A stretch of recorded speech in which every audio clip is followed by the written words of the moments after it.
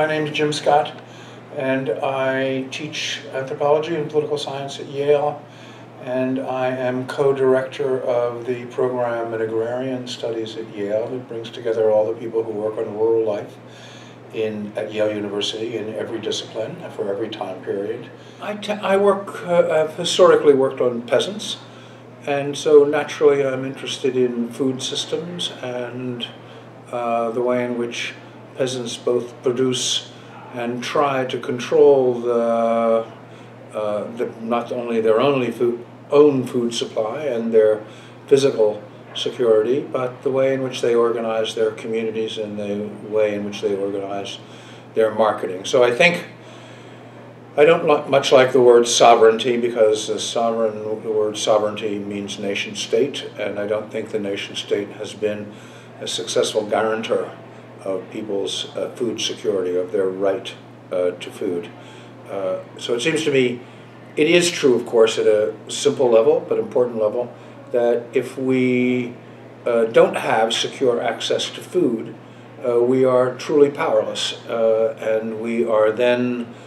putty in the hands of whoever wants to give us or withhold food from us or give us access to food. So it seems to me that a right to food, or a secure access to food and the wherewithal to buy it or grow it,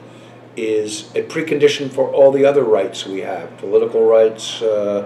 economic rights, right to free speech. If we don't have secure access as a matter of right to food, then we're not going to speak our mind, we're not going to assemble, we're not going to make any trouble,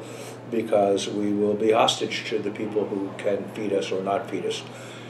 It seems to me that the other thing that happens, what's interesting about this discussion of food sovereignty, is that it is actually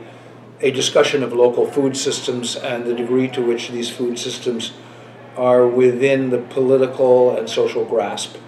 of the people who are producing the food. That is to say,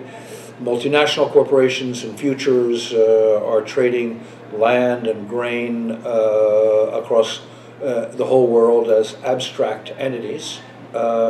whereas most of the things that we consume, aside from the major grains, are things that can easily be grown fairly close to home,